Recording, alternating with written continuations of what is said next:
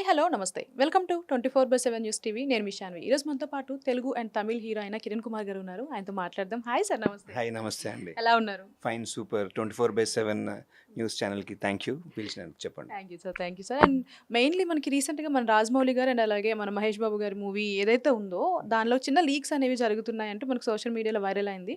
So అసలు ఎందుకు ఇలా జరుగుతున్నాయి? మీరు ఫీల్డ్లో అబ్జర్వ్ చేసిన దాన్ని బట్టి అసలు లీకులు జరగకుండా ఉండాలంటే ఏం చేయాలంటారు?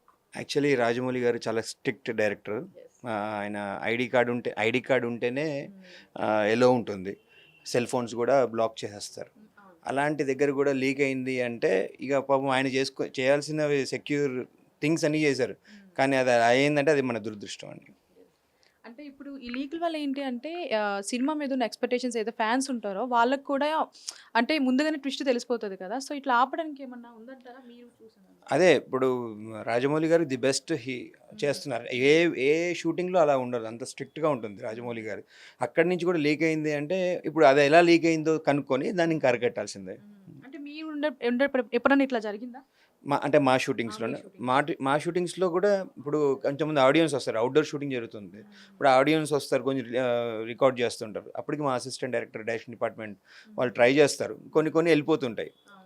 ఇంకా మా చిన్న సినిమాలు కదా, ఇంకా మేము ఒక స్టార్ కాబట్టి అలాంటి చేయకూడదు. అది ఆడియన్స్కి తెలియాలి. ఆడియన్స్ కూడా టోటల్ అవుట్పుట్ వచ్చాక, ఫస్ట్ కాపీ వచ్చాక చూసిన థ్రిల్ వేరే ఉంటుంది. ఇది చూడడం వల్ల ఏమొస్తుంది, దానివల్ల మీ డైల్యూట్ అవుతుంది.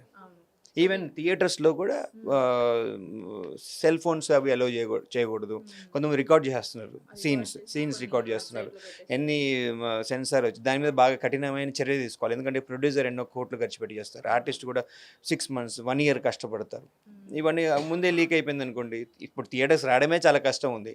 ఇలాంటివి కొంచెం ఇంకా స్ట్రిక్ట్ రూల్స్ తీసుకొచ్చి దాన్ని అరికట్టాలని కోరుకుంటున్నాను. Thank you sir. Thank you. Yeah.